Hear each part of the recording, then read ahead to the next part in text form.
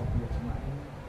Amma ba'du fa ya ayyuhal hadirun, teman-teman Fajar Kafi dan teman-teman yang dari luar, marilah kita panjatkan puja dan puji kita kepada Allah, kita dalam keadaan sehat dan bisa hadir di sini dalam sebuah kajian dan tidak lain supaya kita semakin taat kepada Allah dengan ketaatan yang penuh dengan ilmunya.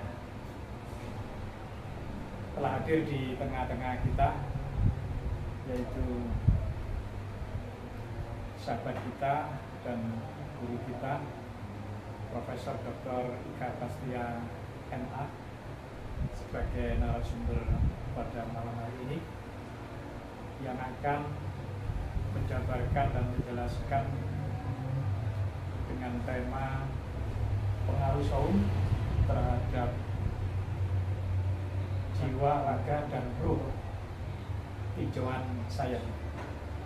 Insya Allah dari paparan beliau nanti kita semakin semangat jalani puasa, ya, amin. Dan sisa Ramadan kita jalani dengan kesulitan dan ketaatan. Sebagaimana biasanya, pertama session yaitu narasumber akan menyampaikan presentasinya sekitar 1 jam maksimal, Prof, ya. Kurang dari itu. Baik, kemudian sesi tanya jawab akan kami berikan setelah penjelasan dari Prof, supaya lebih tertib dan tidak ada pertanyaan di tengah-tengah presentasi beliau. Jadi pertanyaan akan ada di session terakhir. Demikian saja, kita awali dengan basmalah bersama-sama. Bismillahirrahmanirrahim. Waktu dan tempat kami berikan kepada Prof. Prof Yan, saya mau langsung ke poin yang di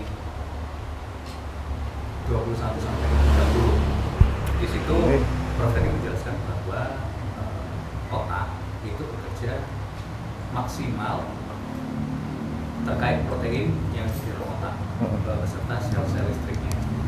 Nah, tadi mungkin saya mungkin kelupaan untuk mendengar atau mungkin enggak, jenengan belum menjelaskan kenapa kok sel otak itu bisa maksimal karena sekilas saya mempunyai resume sendiri dari penjelasan jenengan. Orang itu mendadak sakti, mayoritas yang benar-benar takwanya sesuai dengan tuntunan, itu orang itu mendadak sakti lah, bahasa Jawanya itu di periode ketiganya. Mungkin asumsi saya mungkin ketika rogowis kentean tenaga popiye sehingga tinggal sisa energi yang ada di protein ini yang akhirnya berkembang sehingga menstimulus rogo sama yang lain-lainnya lah. Apakah benar seperti itu? Oke. Langsung jawab ya, tanya jawab langsung. Oke. Tak ngatekannya lah. Terima kasih, Prof Yan. Monggo. Jadi saya kembali lagi. Mungkin ada yang nggak saya sampaikan bahwa di dalam tubuh manusia itu ada 4 macam energi. Yang pertama itu energi kimia biasa ini di dalam tubuh kita. Kemudian ada energi biokimia, energi listrik, dan energi cahaya. Oke. Ini 1, 2, 3. Jadi kimia, biokimia, listrik ini ada di dalam tubuh kita. Kimia dan biokimia selalu ada di tubuh. Ini bukan otak ya, tubuh. Listrik dalam jumlah terbatas ada. Karena adanya atom C12, C13, dan C14. Nah, ini biasanya kalau dalam tubuh itu timbul karena gesekan. Atom ini elektronnya saling lompat. Dia isotop ya. Jadi menciptakan gaya listrik yang berefek pada gaya magnet. Jadi jangan dipikir orang-orang yang punya magnet di badan itu, wah itu mistik. Enggak. Itu dari ini. Tapi tidak semua orang, Mas. Oke ya. Sekarang yang ke otak. Otak itu listrik dan cahaya. Oke. Ketika protein kita protein kita itu mulai dirombak di tubuh, itu energi listrik yang di tubuh itu berusaha pergi. Gampangannya dipicu, di on off-nya dinyalakan, dia lari ke otak. Nah, ketika lari ke otak aktif ini, nah, oke, karena aktif itu energi cahaya kita, cahaya dari listrik itu terpicu. Jadi energi cahaya ini sebetulnya aslinya tidak akan muncul kalau energi listrik kita nggak berlebihan di otak. Dan itu hanya terjadi pada orang-orang yang puasa. Baik puasa cara apapun, sebetulnya kalau secara sains ya, tidak harus Ramadan. Cuman Ramadan kenapa kok lebih istimewa? Karena ada semangat niat spiritual kan. Nek puasa biasa kan enggak, sebetulnya aku sakti kan ngono gampangane. Iya. Jadi itu intinya. Jadi terpicu sehingga energi cahaya kita muncul. Nah, energi yang muncul itu bisa digunakan untuk apapun sebetulnya, tidak hanya untuk malam likuran. Tapi kebetulan kita kan umat Islam malamnya likuran kan, jadi dimanfaatkan untuk ini. Tapi kalau dimanfaatkan untuk yang lain sebenarnya bisa. Tapi tidak tak bahas di sini. Ini forum Islam, aku di sama Ustadz Dud. Itu untuk biasanya untuk orang-orang yang kanuragan bela diri itu biasanya pakai itu. Jadi sama sebenarnya efeknya. Kata Mas. Nggih, matur nuwun. Iya sami-sami. Saya kira Saya bisa menangkap semua, artinya logis. Tinjauan dari sisi sains dan teknologinya gitu kan ya. Teknologi bio ada pada keajaiban pada puasa itu. Pada intinya saya tangkap bahwa puasa itu pada tingkatan teta tadi itu membentuk personal branding gitu. Nggih, leres. Di mana bahwa personal branding ini yang akan kita persiapkan pada satu jenjang yang lebih luas. Karena kalau dalam susunan rukun Islam gitu kan, saum itu kan yang keempat. Iya. Kalau saum itu disayenkan, mestinya syahadat itu disayenkan. Terus sampai tekan dulu. Iya Pak. Kemudian sholat pun juga disayenkan, zakat pun juga sayen, termasuk dari tinjau sisi politik. Kenapa? Ketika ini masuk pada tingkatan yang kelima, haji itu sebenarnya lebih mengarah kepada sains dan teknologi maupun juga politik gitu kan. Ya. Sehingga kita tidak mengenal itu gitu loh. Jadi semua rukun itu ternyata itu dimanakan secara spiritualisme. Nggak ada yang Prof sampaikan tadi itu. Kalau itu dijelaskan masa murub ini dan nyala, ada satu kecepatan cahaya tadi itu, termasuk juga haji ini. Nah, sekarang ya yang muncul sekarang ini dari semua 5 itu semua dalam bentuk makna spiritualisme. Nggak ada sebuah makna secara sains maupun juga teknologi maupun juga secara politik. Begitu kan Prof? Nah, membentuk ini sebenarnya ya kecepatan pada personal branding pada satu tahapan pembentukan personal itu pada bulan puasa itu. Kalau tadi dicontohkan oleh Prof itu dengan wis kaule muring-muring, kemudian apalagi kaule emosi, di luar itu banyak godaan, hanya sisi makanan saja. Tapi kalau Rasulullah kayaknya nggak begitu deh masalah. Nggak seperti itu gitu. Karena belum ada satu kajian seperti itu, mungkin seperti itu. Hanya perbandingannya saya nggak nanya sebenarnya. Matur suwun. Assalamualaikum warahmatullahi wabarakatuh. Waalaikumsalam warahmatullahi wabarakatuh.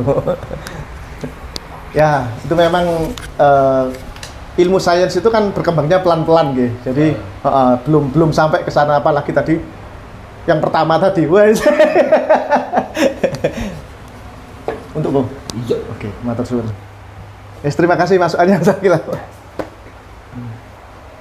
baik, masih ada sisa waktu. Diganti sel baru dan sebagainya. Iya. Termasuk juga Lailatul Qadar yang hari ini akan ditulis semua orang. Iya, kan golek Lailatul Qadar Iya. gitu ya. Yang mesti dicari itu Qurannya sebenarnya. Iya. Inna anzalnahu. Hunya kan? Iya, hu. Bukan Lailatul Qadar. Bukan, hunya itu, Karena kecepatannya ada pada di Quran. Betul, oke. Tapi ngomong kan rata-rata Lailatul Qadar ya. Iya. Padahal Lailatul Qadar itu sebenarnya adalah kaunul aman wal bi'ah, satu kondisi dan keadaan. Ya. Manusia pilihan atau malam pilihan. Bagi siapa? Bagi orang yang teta tadi. Iya, makanya. Berarti hunya. Gitu aja. Tak sambil ngopi loh, Ge. Silakan sambil diminum kopinya. Ada pertanyaan yang lain? Ini Prof Yan yang sudah malang melintang di Sains itu siap menjawab pertanyaan dari sahabat-sahabat sekalian.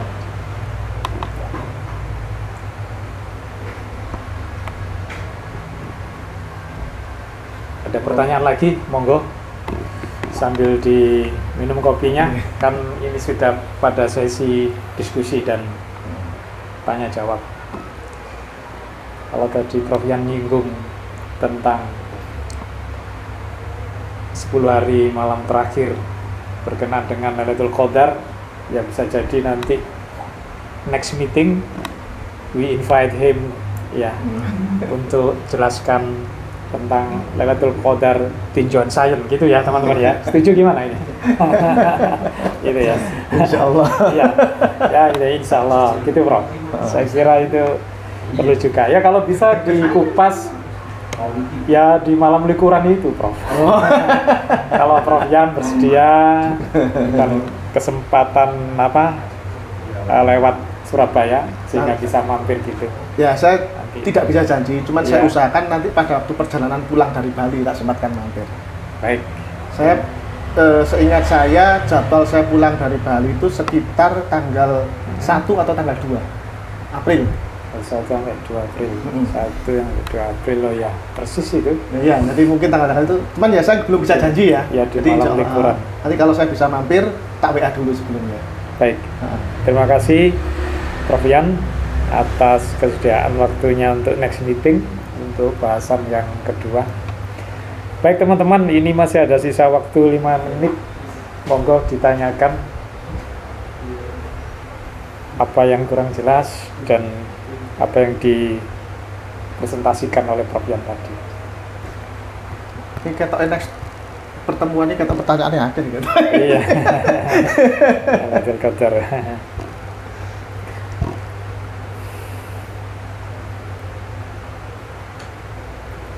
Kalau tidak ada ya kita akhiri pertemuan malam hari ini. Ya.